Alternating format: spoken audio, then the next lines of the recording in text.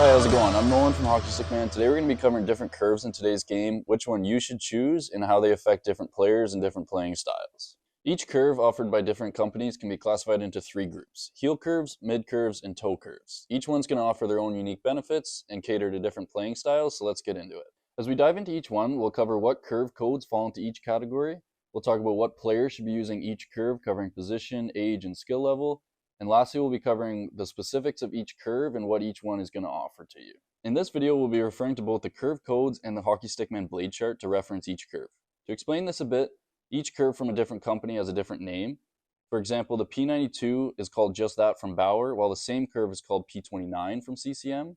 To make your shopping experience substantially easier, Hockey Stick Man has classified these duplicate curves into our blade chart. As you can see on the screen here, those curves I just mentioned are blade 1, and we have 17 different blades to choose from. Starting off with heel curves, they are usually referred to as old school curves, and you will rarely see young players using them, but that doesn't mean they don't work. These curves, of course, keep the concentration of the curve towards the heel of the blade. As you can see here, these curves have a large sweet spot in the heel, twisting open towards the toe. The most popular heel curves are blade 4, 7, and 8. On screen will be the different codes for each of the curves I just said, but just know at Hockey Stick Man, following the blade chart is by far the easiest way to find the right curve for you. These types of curves offer a large sweet spot for loading up slap shots and one-timers, and because of this large sweet spot, the backhand remains fairly flat, allowing you to make strong backhand plays. These types of curves are usually longer than typical blades, enhancing your ability to dig for pucks in corners or break-up plays. If you haven't guessed already, these types of curves are most often seen in the hands of defensemen or grinder-type forwards who aren't looking to be too flashy on the ice, but are willing to battle for pucks and play a strong defensive-minded game.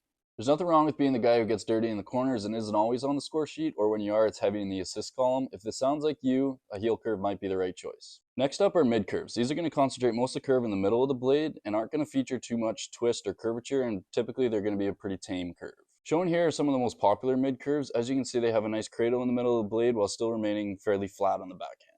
The most popular mid curves are blade 2, 3, and 11. On screen here, you'll see the different codes for each of these blades, but of course the blade chart is going to be the easiest way to find the right curve. These types of curves are excellent for stick handling because of the deep pocket in the middle of the blade, and they're also really good for wrist shots and snap shots, and will actually give you a lot of accuracy on your shots and passes as well, especially on low shots. Mid curves are pretty interesting because despite offering several benefits, they have fallen in popularity to toe curves. Though this curve is a little tougher to go bar down with, it will give you a lot of accuracy on shots and passes, specifically the low shots like I mentioned before, which to be fair is a very popular way to score in the NHL now. That is shooting no more than 18 inches off the ice, right over the pad under the goalie's glove or blocker.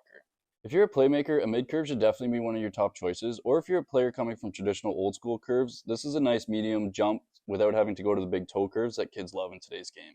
Makar also uses a P88, which is a mid curve, so that proves it works pretty well for the right player. This brings us to the final category of curves and the most popular in today's game, the beloved toe curves. The true sniper's curve, these offer a fairly flat heel but twist and wedge open towards the toe, benefiting those who shoot off the toe, utilizing that toe drag release that everyone has known and loved.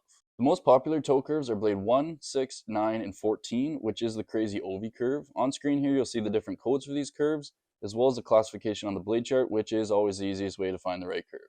These are all sniper's curves. With them, you'll be able to generate a lot of power behind your shot, putting them top shelf with great accuracy. The open face also makes it easy to raise the puck, especially in tight around the net, which is why many people like them.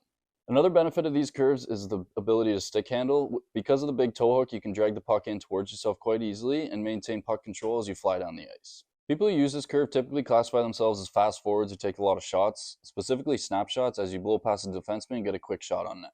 These types of curves are the most popular on the market, which is worth noting because if you have no idea what type of curve you should be getting, one of these is typically a safe bet.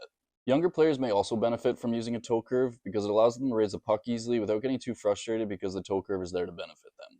Another important thing I want to note here is the versatility of the P92 curve. It remains the most popular curve on the market, even in the NHL. And though we classify it as a toe curve, it does have a lot of similarities to mid curves, making it pretty much the most versatile curve on the market. You may have never heard of some of the curves mentioned today because a lot of them aren't offered at the retail level anymore, but at Hockey Stick Man we deal with pro stock sticks that come with a very wide range of curves, not to mention our pro blackout lineup that has 30 plus curves to choose from, with some of them even being modeled after your favorite pro players. This means that no matter what your playing style is, we can get you set up with the perfect curve for your game, or if you just want to try different curves, we're guaranteed to have it in stock. Make sure to like this video if you enjoyed the content, and subscribe if you want more educational content, as well as check out the blog link below to learn all about the curves we offer, and we'll see you in the next video.